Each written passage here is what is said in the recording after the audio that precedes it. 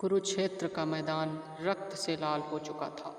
युद्ध अपने अंतिम चरण में था। पितामह भीष्म, जो कभी अजेय माने जाते थे, अब अर्जुन के बाणों से की शैया पर लेटे थे।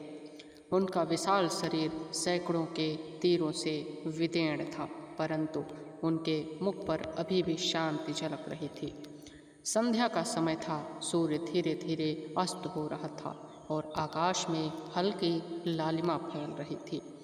उसी समय माता गंगा की धारा से एक दिव्य प्रकाश प्रकट हुआ। वह स्वयं माता गंगा थी। अपने पुत्र को इस अवस्था में देखकर उनका हृदय व्याकुल हो उठा। माता गंगा धीरे धीरे भीष्म के पास आईं। उनके नेत्रों में आंसू बह रहे थे। उन्होंने कांपती हुई आवाज में कहा, पुत्र देवव्रत, यह कैसी दशा हो गई तुम्हारी, जिसने संपूर्ण जीवन धर्म और सत्य का पालन किया, आज वही इस पीड़ा में क्यों पड़ा है। भीष्म ने अपनी आंखें खोली। उन्होंने अपनी माता को देखकर और उनके मुख पर हल्की सी मुस्कान आ गई। माता, आप आ गईं। आपके दर्शन से मेरा कष्ट भी सुख में बदल गया है। माता गंगा ने अपने आंसू रोकने का प्रयास किया, परंतु वे बहते ही रहे। पुत्र, मैंने तुम्हें बचपन से ही अद्भुत तेज और पराक्रम से भरा देखा है।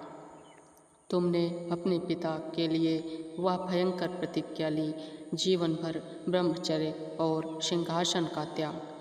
क्या तुम्हें कभी पछतावा नहीं हुआ? भीष्म ने शांत स्वर में उत्तर दिया, माता, जो कुछ भी मैंने किया वह धर्म के लिए किया, पिता के सुख के लिए किया। मुझे उस प्रतिज्ञा पर गर्व है, पछतावा नहीं।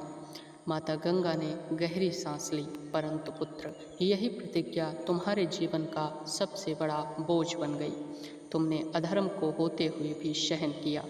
द्रौपदी का अपमान, कौरवों का अन्याय तुम अब जानते थे, फिर भी मौन रहे। भीष्म के चेहरे पर एक क्षण के लिए वेदना झलकी। माता, यह सत्य है, लेकिन मैं सब कुछ देखता रहा, परंतु मेरी प्रतिज्ञा और मेरा कर्तव्य मुझे बांधते रहे। मैं हस्तिनापुर का सेवक था। राजा की आज्ञा के विरुद्ध जाना मेरे लिए अधर्म होता। गंगा की आंखों में पीड़ा और बढ़ गई। क्या यही धर्म है पुत्र? जहाँ अन्याय हो वहाँ मौन रहना। तुम जैसे महापुरुष से यह अपेक्षा नहीं थी। भीष्म ने धीरे से उत्तर दिया, माता, धर्म का मार्ग कभी कभी बहुत जटिल होता है। मैंने वही किया जो मुझे उस समय उचित लगा, परंतु आज इस बाणों की शैया पर लेटे हुए मैं स्वीकार करता हूँ कि शायद मुझसे कुछ भूलें हुई। माता गंगा ने आंचल में भीष्म के माथे को छुआ। पुत्र, तुम्हारी पीड़ा देखकर मुझे हृदय फट रहा है। काश मैं तुम्हें इस दुख से मुक्त कर पाती। भीष्म ने मुस्कुराते हुए कहा, माता, यह दुख नहीं है, यह मेरे जीवन का फल है। एक क्षत्रिय के लिए युद्ध भूमि में प्राण त्यागना सबसे बड़ा गौरव होता है, और मुझे जो इच्छा मृत्यु का वरदान प्राप्त है, उस तक मैं चाहूँ तो जीवित रह सकता हूँ। गंगा ने आश्चर्य से पूछा, तो क्या तुम इस पीड़ा को सहना चाहते हो? भीष्म ने आकाश की ओर देखते हुए कहा, माता, अभी सूर्य उत्तरायण नहीं हुआ है। मैं जब तक प्रतीक्षा करूंगा, यह समय मेरे लिए आत्मचिंतन और प्रायश्चित का है। गंगा की आंखों में फिर से आंसू बहने लगे। तुम सदा ही महान रहे पुत्र। अपने दुख में भी दूसरों की सोचते हो, परंतु माँ के लिए यह सहन करना कठिन है। भीष्म ने धीमे स्वर में कहा, माता, आपका आशीर्वाद ही मेरे लिए सबसे बड़ा बल है।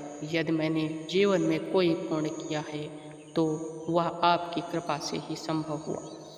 माता गंगा ने अपने पुत्र के सिर पर हाथ रखा और आशीर्वाद दिया, तुम्हारा नाम सदा अमर रहेगा पुत्र। तुम्हारी त्याग और बलिदान की गाथा युगों युगों तक गाई जाएगी। धीमे धीमे स्वर में शांत हो गया। उनका दिव्य रूप पुनः जल में विलीन हो गया। जाने से पहले उन्होंने एक बार फिर अपने पुत्र की ओर देखा। उनकी आंखों में गर्व और करुणा दोनों थे। भीष्म ने आंखें बंद कर ली। उनके हृदय में अब कोई द्वंद्व न था, केवल वह थी शांत। युद्ध भूमि के उस ओर के बीच माँ और पुत्र का यह करुण मिलन एक अत्यंत स्मृति बन गया और इस प्रकार भीष्म और माता गंगा का संवाद हमें यह सिखाता है कि धर्म का मार्ग कठिन होता है और कभी कभी महात्मन व्यक्तियों को भी अपने निर्णय बदलने और भार उठाना पड़ता है। कुरुक्षेत्र का मैदान और यह कहानी हमें बहुत कुछ सीख देती है। दोस्तों, आज का वीडियो इतना ही। मिलते हैं आपको अगले वीडियो में। धन्यवाद।